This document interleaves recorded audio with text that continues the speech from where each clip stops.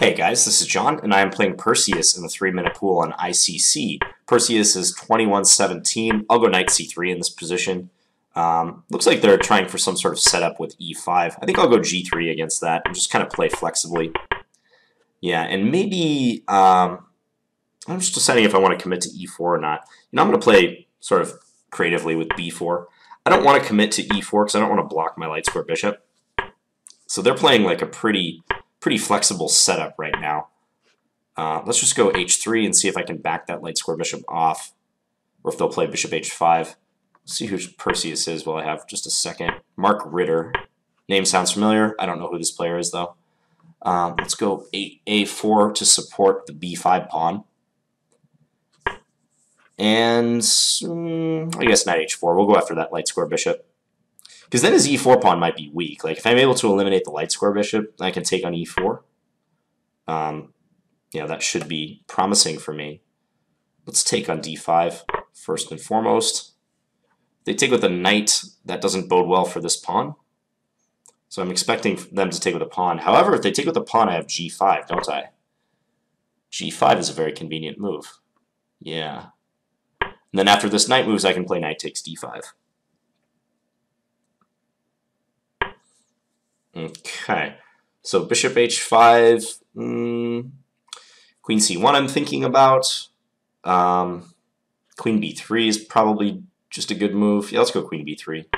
So then I attack d5 twice, so once they move this knight, really, you're just going to leave that knight there. I guess they're arguing that this knight is trapped. That's an interesting argument. Okay, but I can take on f6, he takes with the bishop, I take on d5 with the queen. Then I'm attacking the bishop. So let's say they trade queens. I have knight c7 at the end. That checks out. Let's do that. We'll pre-move this. Yeah, because I can take this guy. This is undefended. And he just resigned. So, all right, a little tactical flurry at the end there. Let's go back and have a look. This move order that he played, an early d6, but, keeping flexibility to go into a King's Indian, that's a little bit problematic because, like, if I were to play knight f3 in this position, I can no longer get into certain systems in the King's Indian, like the Samish, for instance. f3 is ruled out.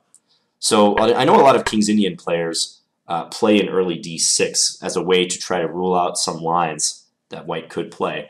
I don't know that there's a lot of drawbacks to doing that, honestly. It's just that knight f6 followed by g6, the conventional move order, is more popular. So I know even some King's Indian players who play d4, d6 if they're comfortable going into a Pirt's defense. So yeah, so I could play e4 and take this back into normal territory. I remember a game I played against, I think it was a guy, Pavitt, in the blitz pool. It's in one of my videos if you go search it. But my game against Pavitt went e4 and then bishop back here. Although I think in that game was a little bit different. I had my pawn on c2, so never mind. But that would be a way for white to just take it into a King's Indian-esque position, although black is not obligated to fianchetto their bishop at all. So e5, I played g3, bishop e7, bishop g2, castle, castle. So this early middle game, was characterized by me not pushing e4, despite that looking like a very obvious move, because I had some hesitation to do that with the bishop now fianchettoed on g2.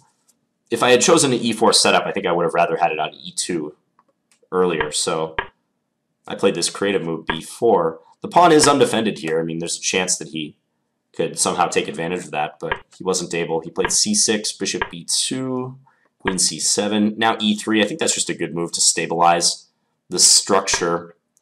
And then knight f8, b5. He could take here, couldn't he? Because I can't take with the knight in view of queen takes c4.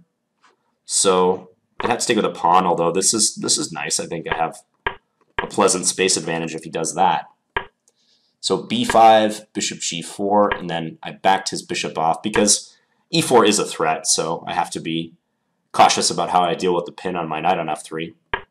h3, bishop h5, g4, bishop g6, a4. Just trying to expand. He played e4. I don't know if that move is all that good. He might not want to play pawn to e4. Maybe a move like knight e6 would be better. Just centralizing. Let's see what the engine has to say about this position. Yeah, 96 it likes. Thinks the position's roughly equal. So black has decent counterplay. Just seems like a good way to activate one of his minor pieces. I do have a pretty clear plan of pushing my pawns on the queen side, though, so overall I'm happy about this position. Yeah, you see how the eval jumps after e4. The computer does not like that move at all. So knight h4, d5, take, take. g5, yeah. So e4 was a mistake, but d5 compounded the mistake, is what's happening here. He might just have to lose a pawn, though, because if he can't play d5, then his support for this pawn is probably just minimal. So unfortunately, this line runs into g5 as played. Bishop h5, I moved my queen. Yeah, and here he has to just bite the bullet and move this knight and allow knight takes d5, which is pretty miserable, but it's better than what was played in the game, it seems. Queen d7, g takes f6. Yeah, he takes back and I take here. And the justification for this operation is that if he trades queens and I take with my knight and then he takes on h4, I have knight c7 at the end, which will win the exchange, and white maintains a huge advantage. e4 is still weak, etc. So that would be winning, technically speaking. So he took on h4, but then I get to nab this bishop, and as you can see, it's +7, so he resigned. All right, so hope you guys enjoyed this game against FM Perseus, and I'll be back tomorrow with another Blitz game. Thanks for watching, guys. Bye.